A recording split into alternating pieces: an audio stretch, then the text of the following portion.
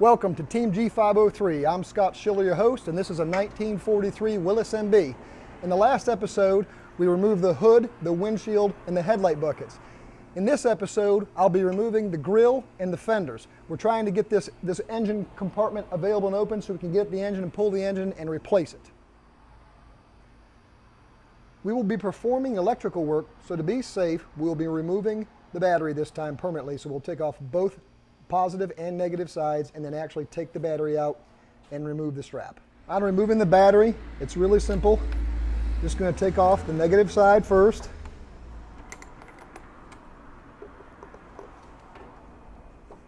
Get that out of the way. Then the positive side.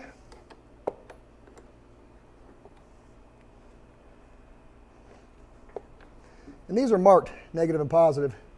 Positive being the red, negative being the black, and that's nice. And then we've got this strap here. It's just a couple of simple wing nuts.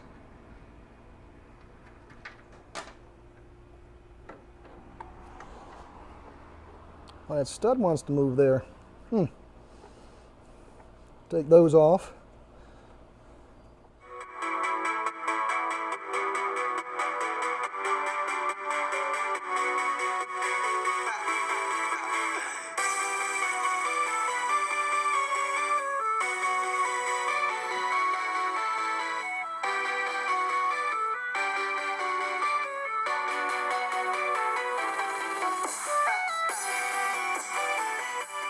In order to remove the voltage regulator, you have to remove the wires from the generator. And what I've done is just taken a piece of tape and marked the terminals A and F.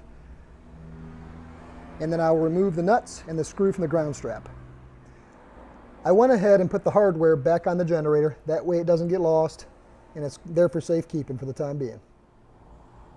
On the voltage regulator, I'll be removing the lead that goes to the block on the back of the firewall. I believe that goes to the ignition. On the back side of the passenger's fender, you'll see the cage nuts that the bolts that hold the voltage regulator fastened through the fender on. Just wanted to show you the back side because we're about to go into the engine compartment now and remove the actual voltage regulator. We've got all the electric disconnected, so now we're just going to go ahead and remove the 4 bolts that removes that regulator. And I'm noticing here that they are EC marked bolts. Some point in this video series I will show you how to install one of these and polarize it, but for now we're just going to remove this and store it. It works fine. Let's go ahead and take the bolts out.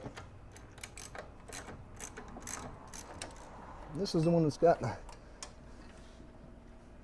Sometimes they want to fight you. He wants to fight me. There we go.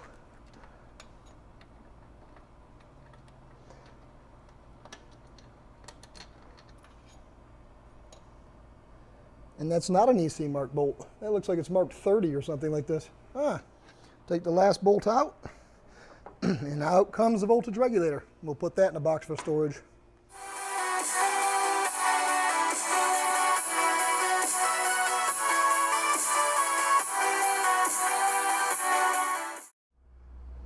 I'm going to go ahead and remove the grille now. And what I like to remove first are the nuts that are on these studs here at the bottom of the grille. Using a 9/16 box wrench, you get it in there and you get on the nut, you can turn it, and then you can drop it down and turn it some more. You use the other end and the ears of the wrench don't like to fit in there.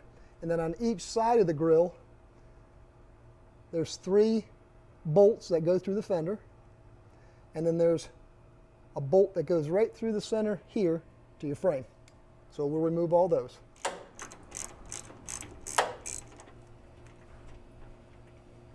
They've got a lock washer and a washer on them. These are the ones on the fender to the grille, the side of the grille. There the EC is again. I'm loving the ECs on this Jeep. Go ahead. On this center bolt, I'm coming from the bottom side with my 9/16 socket and holding the top with a 9/16 wrench. And they'll just turn right out of there. And get the nut from the bottom.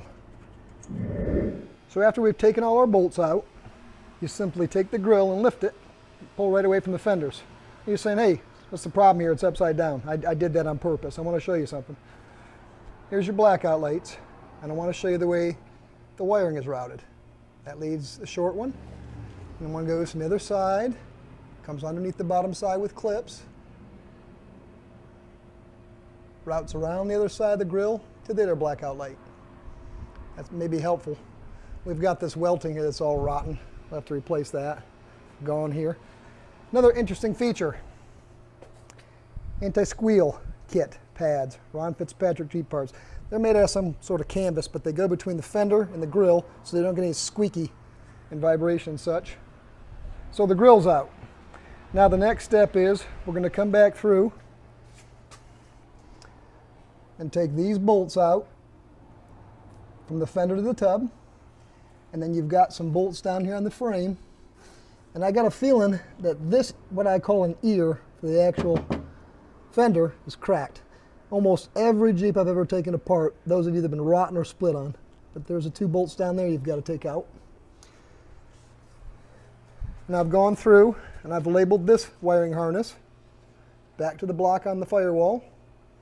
So we'll take the clips out and we'll remove that harness.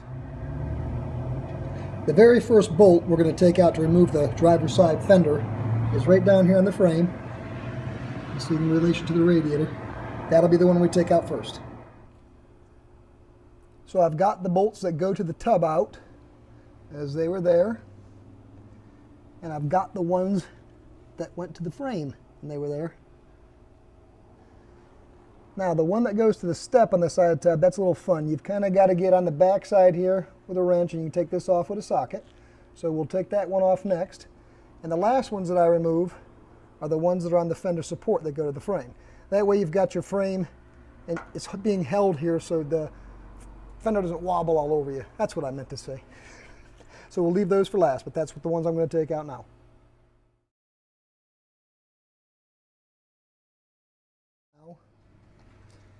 We're on the passenger side now, and this does not have a bolt to the frame on the inside like the driver's side. However, the fuel line is connected to the fender with a clip. I hope you can see it down there. So we'll have to remove that. It's just a screw and a little nut, no big deal. And here again, we'll have the bolt down here near the side step. I've already taken that one out. You've got these bolts that go to the tub, and you've got these 2 bolts here on the support for the fender. Support are in good shape.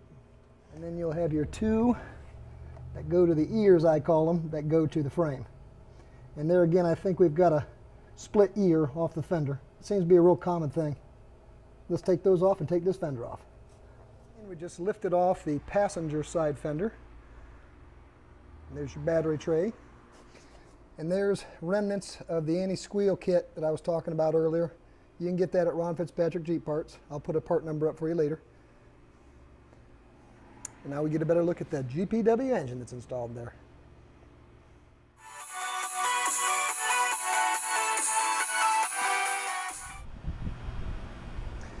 Fenders have been removed. And there's damage there on the bottom, it's all rotted away. That'll have to be fixed. And here's the infamous ear. Come off right there. Very, very common thing. You can weld that back on, we'll keep that. Fenders are in pretty good shape. There's the ear on the driver's side, one broke off, there that is. We can get that too. It's in pretty good shape also.